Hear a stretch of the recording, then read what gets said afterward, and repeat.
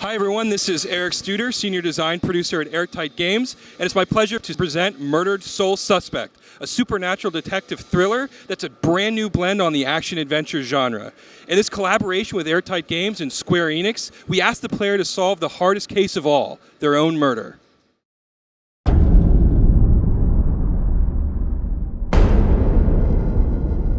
Detectives aren't supposed to get bloody knuckles. But I've done a lot of things I wasn't supposed to do. I lived through it all. Beatdowns, the backstabbing, disrespect most people wouldn't see in 10 lifetimes. And I never lost a fight. Until now.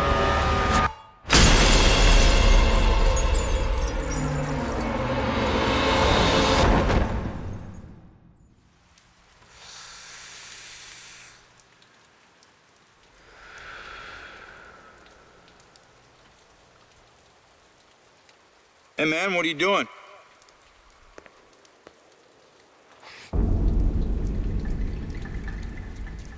Hey! Move away from the body now! What the fuck is this? Hey, did you hear me?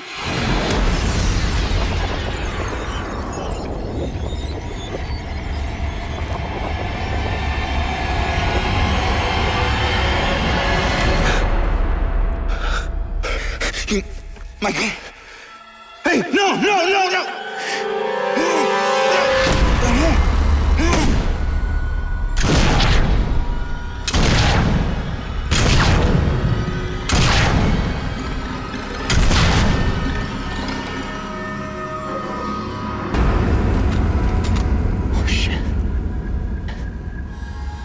Oh shit, that's me. No.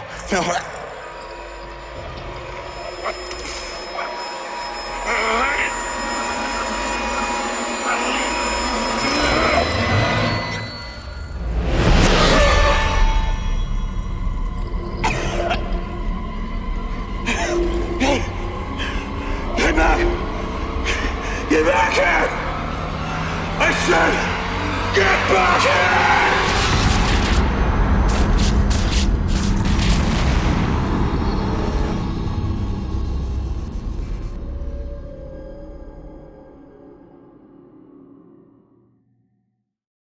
What you just saw was the untimely demise of our protagonist, Ronan O'Connor. Ronan grew up on the streets, and because of that, he has a particular perspective on the world. He brings his experiences with him as he does his work as a detective with the Salem Police Department. Great idea, Baxter. Tamper with the evidence.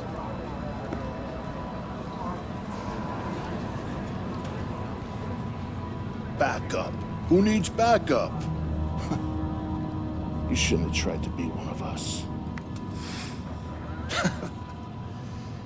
Man, you were one dumb son of a bitch. Sir? Hey, Baxter, hey! Just get back to taking them statements. Come on. Yeah, I'm the stupid one. Look, this is not your scene, Lieutenant. Just pay your respects and move on, please. Yeah. Maybe it's not my scene. But it is my case. Tomorrow it'll be my case. And the next day.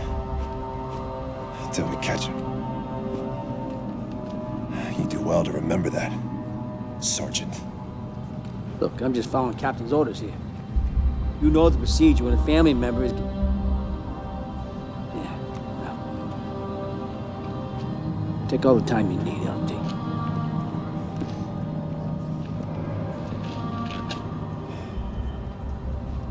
Don't worry, brother. Remember, ghosts never die.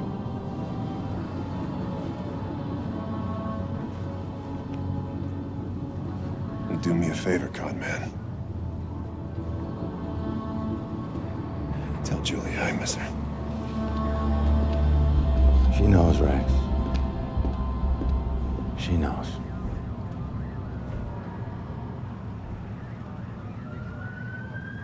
I need to get my eyes on Stewart's notebook. See what they found out. see the man in the hood? Yes.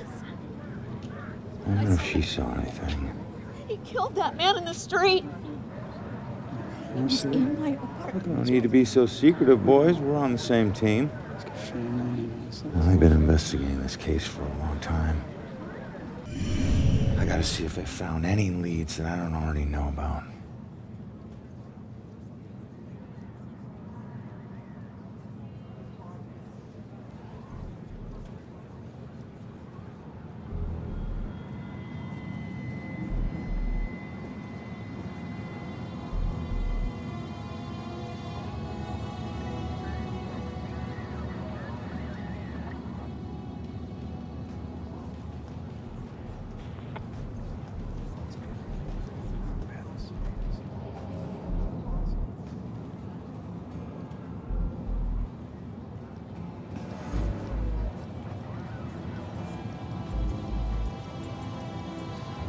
Murder takes place in Salem, Massachusetts. Salem has a very rich supernatural history, which we draw on extensively for our game. It also has that New England small town aesthetic that makes such a perfect setting for the events that occur to Ronan over the course of the game. The other stuff that you're going to see are these sort of ethereal, glow-bluing vestiges. These objects are part of the dusk, the same limbo realm that Ronan now finds himself in. When someone is murdered or suffers, the energy that they give off leaves an imprint in the dusk, which is represented in these living world objects which you see around him. Now, Ronan is capable of lots of things, like passing through most living world objects, but dusk objects actually present blockers to Ronan, so he cannot move beyond them easily. In life, Ronan was an excellent detective, and the first thing that you're going to see here is his incredible observational abilities. As I examine Ronan's corpse, I know he was shot after he fell from a 4th-story window.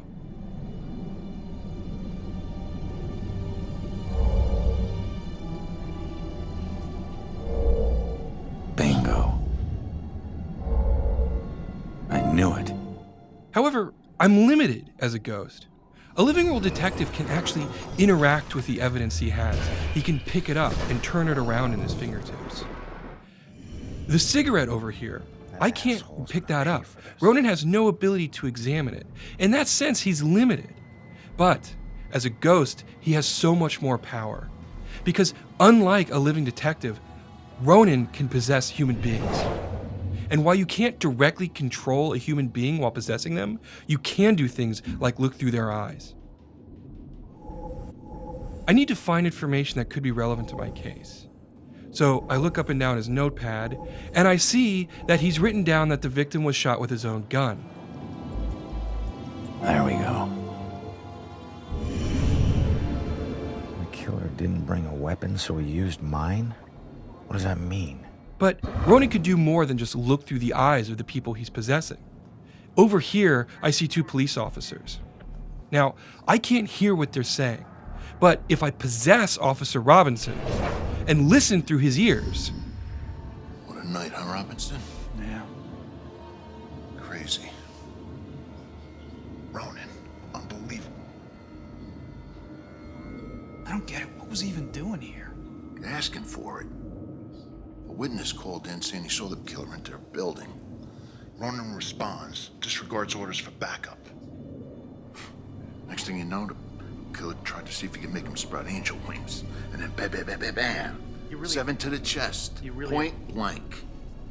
You really have no idea when to quit, do you, Baxter? You ever take a look at those tattoos of his? All that gangland prison crap? He was more criminal than cop. Yeah, you live like a thief, you die like a thief. He was still a badge, dickhead. But Ronan can do still more with his ability to possess human beings. Over here, you can see that there's a witness who's trying to give a statement to a police officer. If I influence her and use one of my own memories, in this case my killer, I can get her to think about that particular subject. That man in the hood, outside, looking up at the top apartment on the 4th floor, I think. Does that mean the killer came here for a reason? So now I've got information about the witness. She was too distraught to give information to the police officer. All right. But by reading Time her to put mind, this all I now together. have information that the cops don't have access to. So I've collected all the critical information on this crime scene, and so now it's time to make a deduction. In this particular version of the deduction, I need to put the pieces in the right order. So first, I need to figure out what the cops know. Well, I know a little bit about what the killer's MO was based on Stewart's notebook. Good. And I know that they know a little bit about what happened here, the events of the murder, because of the conversation. That worked. But now I need to figure out, what do I know that the cops don't know? Well, it was the mind-reading information I got from the witness. Outside, looking up at the top apartment on the 4th floor, I think. The killer came here for a reason. But what was it?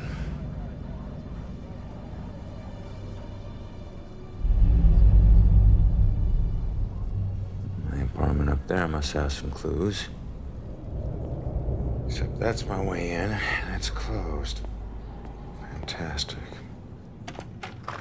Well, here's my chance. I just need to follow Stewart into the building.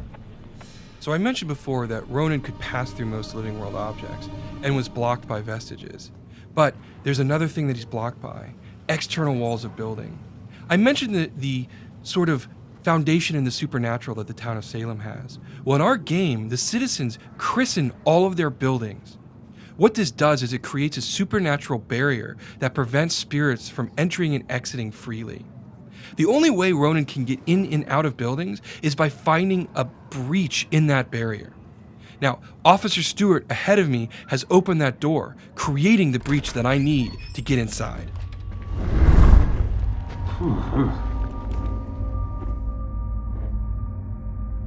Hey, Sarge. 1019. Please return to the scene. 10-4.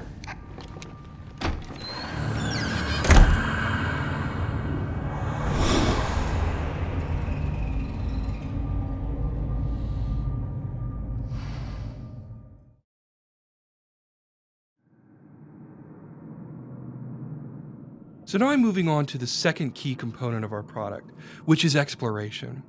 Now, as I mentioned, there's no way to pass through exterior walls without having a breach in the supernatural barrier.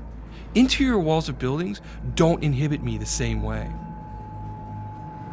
In fact, almost every interior wall in the entire game, Ronan can pass through freely. This opens up entirely new ways to explore the environment. So let's go ahead and move up to the second floor and continue the investigation.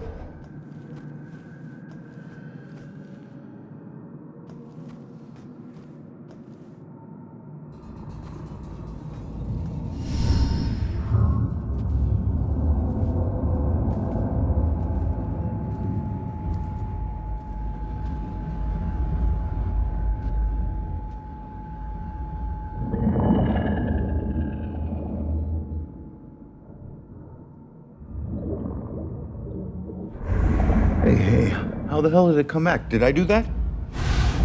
Hey, come back! Great. Looks like some sort of code or something. All right, well, I made it up to the 4th floor before the police cart away the evidence. As you can see, Ronan has more power than even he is aware of. The other thing that cinematic showed you is it hints at a side quest that'll play a crucial role over the course of the game. Side quests are important in Murdered because it gives the player a chance to learn not only about the characters who inhabit this space and Ronan, but also about the town of Salem. This graffiti here, if I reveal it, it'll tell me more information about who that young girl was.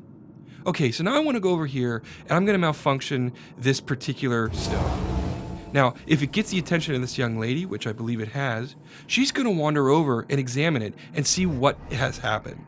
Now, in this particular case, it's a fun little bit of poltergeist. But later on in the game, That ability to in a limited capacity interact with the living world will play a crucial role in the puzzle solving of the game. This is Monica.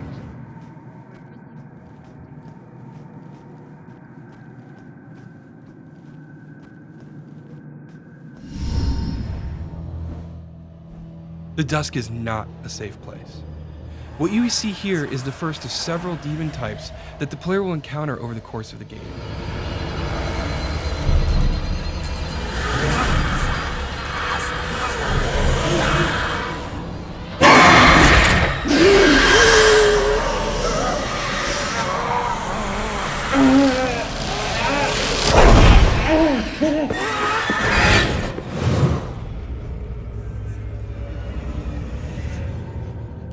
Now, something I want to draw your attention to here is the fact that we want the combat in Murdered to be very intentional.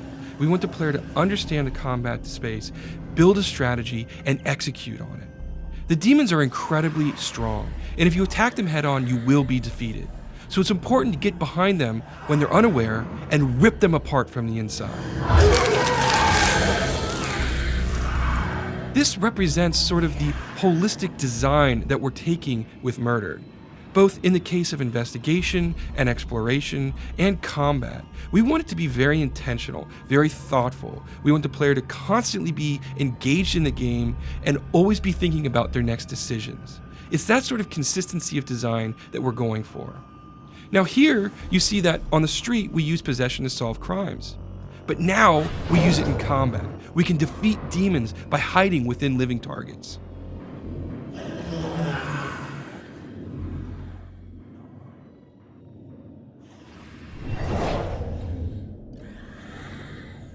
In addition to possession, the player can also use pass-through to get behind enemies, and hopefully get advantage of them when they're not expecting it.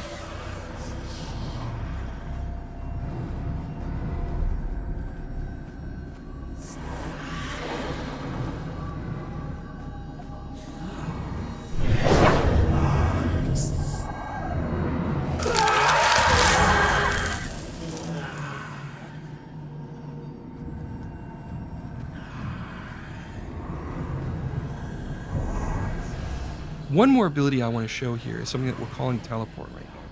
It allows a player to silently sneak up behind enemies and then attack them when they least expect it. It's normally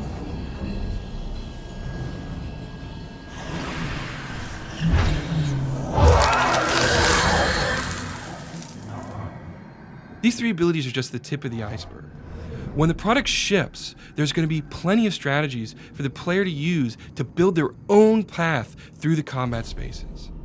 A quick note about enemies: they used to be human ghosts who have been slowly corrupted by their dusk over many, many years. Their last instinct is the belief that devouring other human souls, they can regain their own humanity.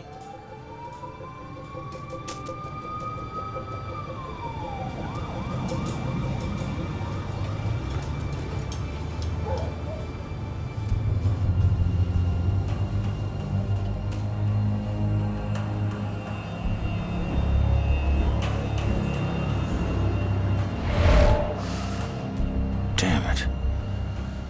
My mom gave me that gun.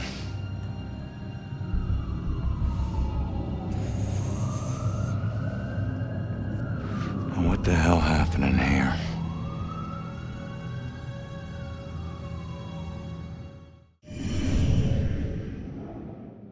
Now on the street, I showed you how possession can be used in a special way to gain advantage where a regular detective wouldn't be able to gain headway into a case. The player can do more than that though. Here we have things called memory residues, and by revealing them, I actually bring a memory back into the investigation space. Now that it's here, I can investigate it and draw information from it. In this case, it's obviously the killer here, and he's looking for someone or something.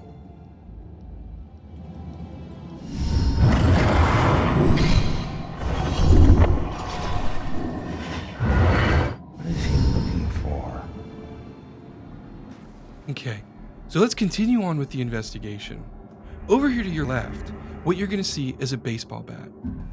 If I investigate this, I knew it.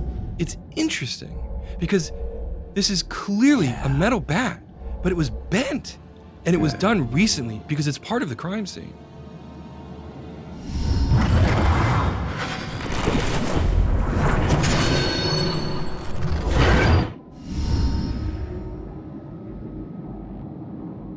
Damn, this guy's strong.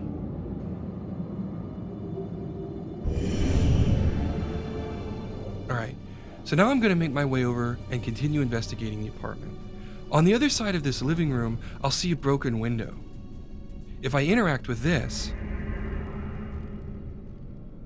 it's clear that this is the window I was killed from. Nice. All right. There we go.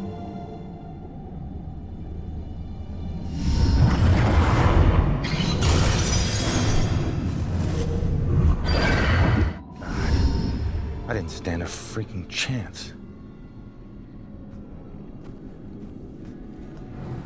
We'll move into the bedroom now and continue the investigation. You'll see that there's another memory residue here, and if I reveal this one, I can see that there's a witness. Now, this witness is obviously watching the killer as he moves through the space. She's frightened, and so she's hiding from him, hoping he doesn't see her.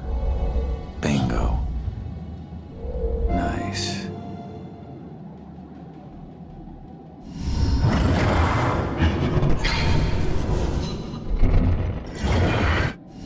I can't believe there was a witness. The case has just taken a turn, but I don't know where the witness went, so I need to keep investigating. If I move over here, I'll see a bulletin board, and if I interact with a photo on it, I'll get a psychic imprint from it, and this will give me new insight. Father, do you have anywhere that I could stay just for a little while? Oh, of course, dear. The church is always your to help. I think we have an old attic you can stay in, for as long as you like. The church isn't too far away. Should be enough evidence to put this together now. So now I have all the critical pieces of information. So let's complete this deduction. Now, on the street, I was asked to put the pieces together. But in this version of the deduction, I actually have to put the pieces of information in chronological order.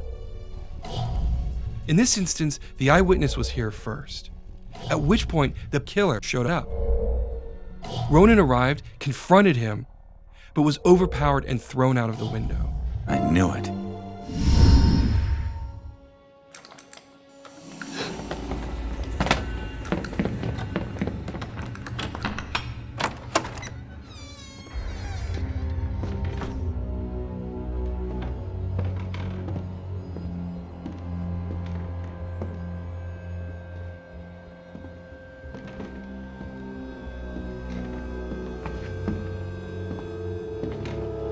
Turn around.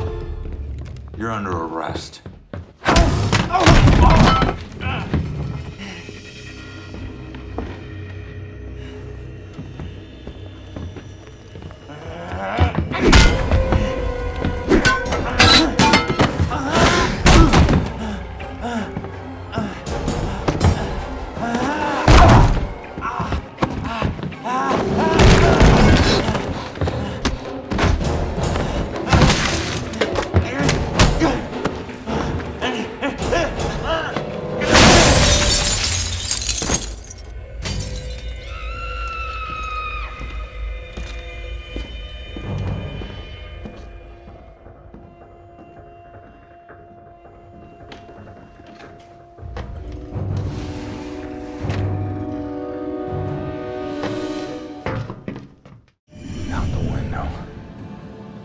Gunned me down in the street and you didn't even check for witnesses. Like you're untouchable. That girl is my only lead. I need to find her. By piecing this all together, I now know where the witness fled. I need to chase her through this window. Hopefully I can still catch up with her, find her at the church, and maybe she'll lead me to my killer so I can bring him to justice. What you just saw was the beginning of a very robust and very interesting supernatural detective thriller that we think is both incredibly original and incredibly compelling. Thank you so much for watching the demo, and I believe that we're going to have some really interesting stuff for you in the very near future.